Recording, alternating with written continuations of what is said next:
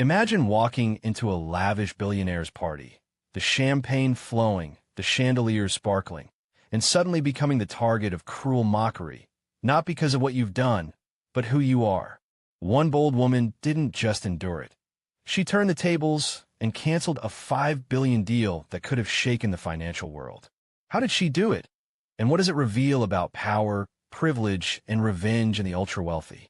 The mansion gleamed under the California sunset, sprawling across acres of meticulously manicured lawns. Water fountains shimmered in the golden light, and the air buzzed with the subtle hum of private jets landing nearby. This wasn't just any gathering. It was the annual summer gala hosted by one of America's wealthiest families, a dynasty whose name alone could make or break careers, investments, and reputations. Inside, the grand hall stretched almost endlessly, with crystal chandeliers casting refracted rainbows across marble floors. Servers in crisp black and white uniforms glided past, offering champagne flutes that caught the light like tiny prisms. Every corner of the room spoke of power. Original paintings worth millions, rare sculptures imported from Europe, and furniture so fine that even a careless hand would risk scratching history. Guests mingled with a calculated grace. There were CEOs whose companies dominated entire industries, investors whose decisions influenced global markets, and socialites whose influence on culture rivaled any corporation. Every conversation was a dance of power, carefully choreographed, yet seemingly effortless. And into this world stepped her, a rising businesswoman, confident, articulate, and carrying a reputation that preceded her. Though she was used to high-powered meetings and negotiating billion-dollar contracts, this party felt different. Here, wealth wasn't just money. It was armor, a status symbol that could shield the rich from consequences. Every laugh, every compliment, every passing glance was loaded with social currency. She knew the stakes immediately. This room was not just about networking. It was about dominance. She scanned the crowd, noticing how certain names drew whispers of admiration, and others were barely tolerated. The billionaire family she had come to meet was notorious for their charm and their cruelty in equal measure. They could be generous, magnetic hosts one moment, and cutting, dismissive, and condescending the next. And tonight, she knew, she would be under their microscope. The air carried subtle tension masked as polite conversation. The family patriarch, an imposing man in his 70s with a voice that could silence a room, presided over the gathering with a quiet authority. Around him, his children, polished and sharp, circulated effortlessly, greeting guests with smiles that didn't always reach their eyes. Every interaction had a weight, every joke a hidden agenda. It was in this environment, radiant yet ruthless, that she would face the first test of the night, one that would mark the beginning of an extraordinary story of resilience, strategy, and power. The night had been flowing smoothly, cocktails, laughter, polite nods, until it happened. She found herself cornered in a seemingly innocuous conversation with the family's eldest son, a man whose reputation for charm was only matched by his penchant for cruelty. At first, the exchange seemed casual, almost friendly. He asked about her work, her recent deals, and her ambitions. But beneath the veneer of interest lay a subtle, calculated probing, a test of boundaries, confidence, and presence. Then came a comment, light at first, almost dismissive, a joke about her background, her accent, and her place among the elite. The room, attuned to social hierarchies, shifted. A few chuckles echoed, small, but enough to signal approval of the jab. She felt the first sting of recognition. She was being singled out not for her achievements, but for who she was, and the audience seemed complicit in the act. The son's words grew sharper, more pointed, laced with mockery that struck at her identity. He mimicked her mannerisms, twisted her words, and framed her accomplishments as trivial. Laughter erupted around her, some awkward, some brazen, some entirely entertained by her discomfort. The subtle cruelty, so refined, was a weapon in the hands of the wealthy. Humor as dominance, ridicule as armor, and a reminder that she was a guest in a world that didn't often welcome outsiders. Her pulse quickened, but outwardly, she maintained composure. She had faced bias before, but never with this level of audacity, in a room so full of witnesses. Eyes turned toward her, some curious, some smug, some pitying. Each glance carried judgment, a silent invitation to react or fail. The more they laughed, the more the social power shifted, as if her worth was being quantified by the crowd's amusement. Yet, even as the humiliation escalated, she observed everything meticulously. The family's subtle gestures, the hierarchy of laughter, the way power radiated from the patriarch. She noted the boundaries and the weak points, the overconfidence in their delivery. And in that moment, a quiet determination took root. This wouldn't be a night she endured. It would be a night she remembered and leveraged. The mocking didn't stop immediately. Drinks were spilt, jokes continued, and whispers floated across the room. But she refused to crumble. Every laugh became data, every sneer a clue, every insult a stepping stone toward a strategy that would eventually flip the entire dynamic.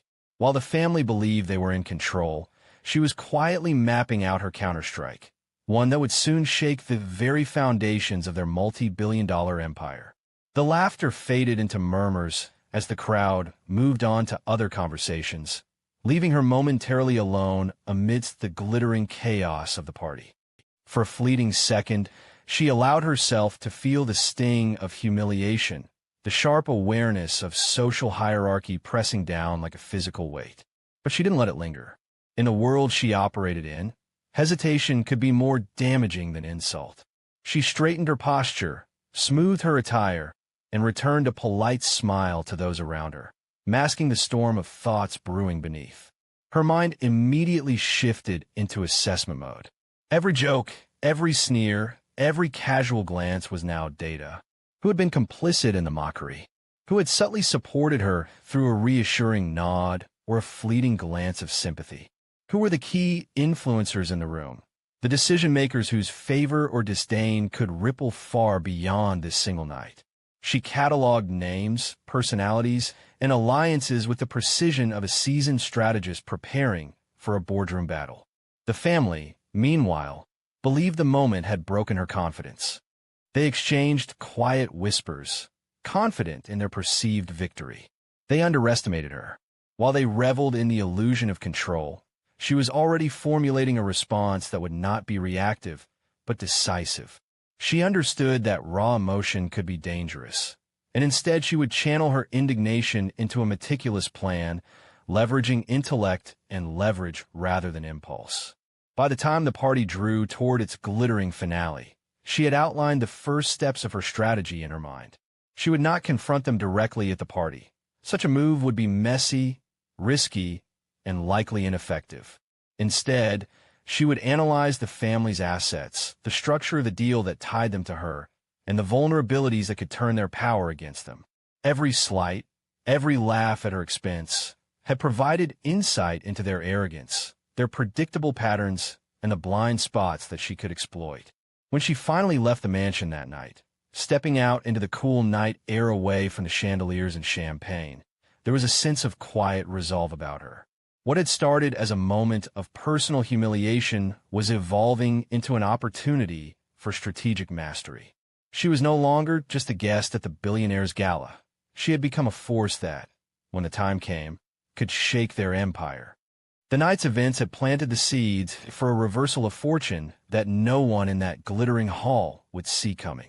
The morning after the party, she awoke not with lingering embarrassment, but with clarity.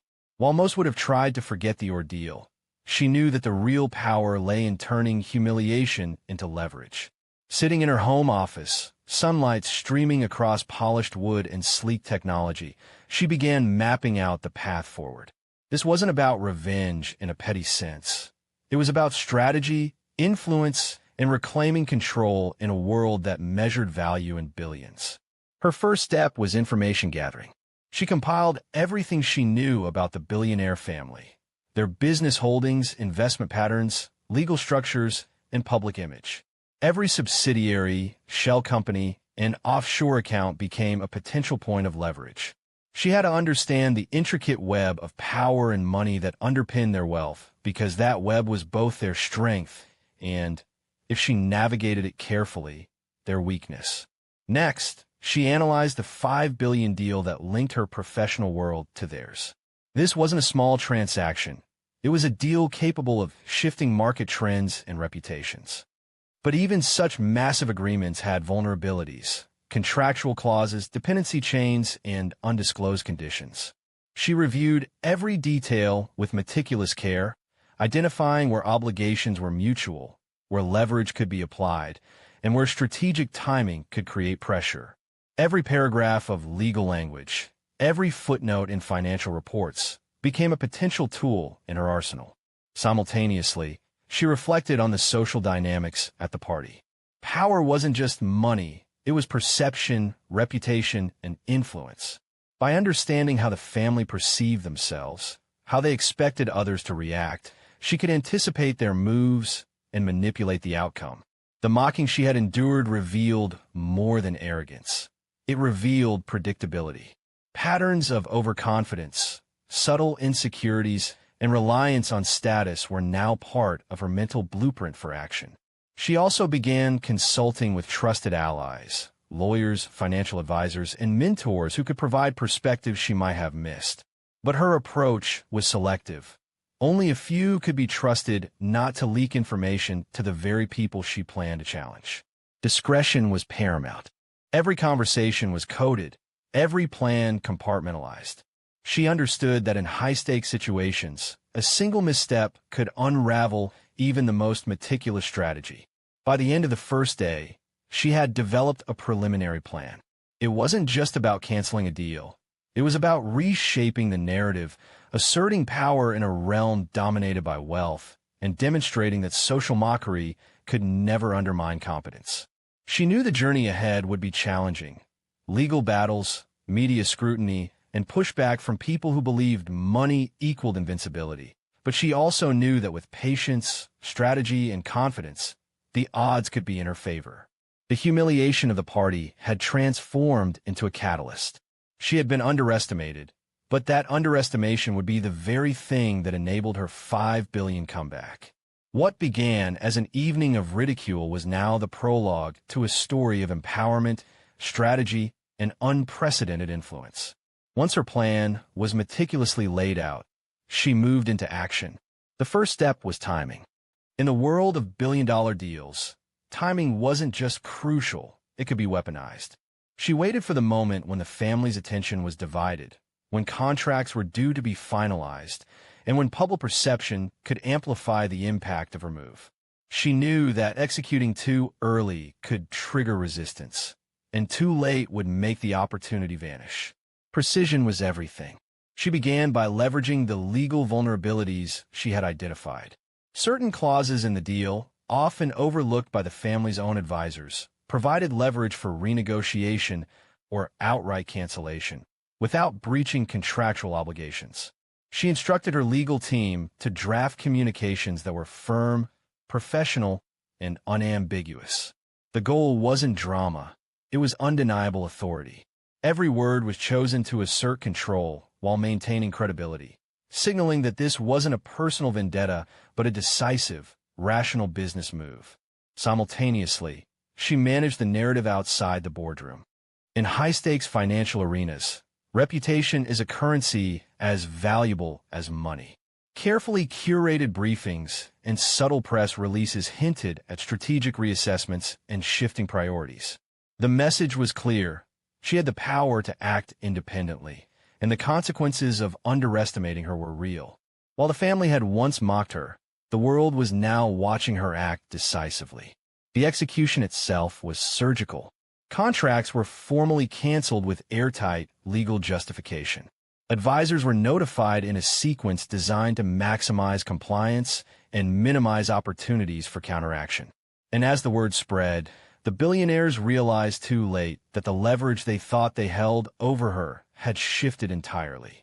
Their shock was evident in private calls, hurried meetings, and increasingly tense communications. For the first time, they were reacting to her terms, not the other way around. Even within her inner circle, the reactions were a mixture of awe and cautious relief. Few had expected such a seamless, strategic move against a family known for their ruthlessness. But she had anticipated every potential obstacle, every defensive maneuver, and had positioned herself with foresight that left no room for error. The $5 billion deal, a sum that could have cemented her partnership with them, was now her instrument of empowerment. The humiliation of the party had been converted into leverage, respect, and control, turning the very act of being mocked into a victory for competence and strategy. By the time the dust settled, the family's image was tarnished, not publicly, but within their elite circles. Their arrogance, previously unquestioned, now had a tangible cost, and she had demonstrated an essential truth. Power isn't only in wealth. It's in intelligence, poise, and the courage to act when others underestimate you. The cancellation of the $5 billion deal reverberated far beyond the confines of boardrooms and private meetings. News traveled quickly in elite financial circles, whispers morphing into headlines that hinted at a remarkable reversal of fortune. The billionaire family, once untouchable in their social and economic sphere, now faced not only strategic setbacks, but a subtle erosion of prestige.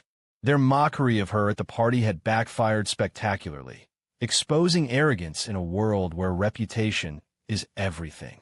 For her, the aftermath was a mix of vindication and strategic advantage. She had turned a personal slight into a demonstration of power, proving that intellect and preparation could overcome wealth and privilege. Invitations and opportunities began to multiply. Investors, colleagues, and competitors alike now recognized her not just for her business acumen, but for her resilience, foresight, and courage under pressure. She had established herself as a force to be reckoned with, someone who could navigate high-stakes environments with precision and poise. The family's reaction was equally telling. Meetings that were once cordial became tense. Their attempts to regain influence over her were cautious and measured, their previous confidence replaced with apprehension. Privately, some attempted to rationalize the outcome as a fluke or a misstep, but the underlying lesson was clear. Underestimating her had been a critical error. Their social and financial networks now had to adjust, factoring in her newly demonstrated leverage and authority. Beyond the immediate fallout, the story carried broader lessons. It illustrated the interplay of social power, financial leverage, and personal agency. One individual, armed with strategy and self-respect, had reshaped an interaction that could have been a lifelong mark of humiliation into a narrative of empowerment. It underscored that in high-stakes environments, preparation and awareness can be more formidable than brute wealth. Humiliation, when met with composure and intelligence, can transform into a platform for influence and respect. Ultimately, the tale became a case study in resilience and strategic thinking. Her story resonated as a powerful example of how perceived weakness could be converted into leverage, how insult could fuel innovation, and how courage combined with meticulous planning could level even the steepest social hierarchies. She had walked into a party expecting to navigate elite social dynamics, but she walked out having rewritten them entirely in her favor. As the dust settled, one truth remained undeniable. The billionaire family's mockery had inadvertently crafted their own downfall, while she emerged not just victorious, but celebrated, respected, and empowered. An enduring reminder that true influence is measured not in wealth alone, but in the capacity to act decisively when others fail to anticipate it.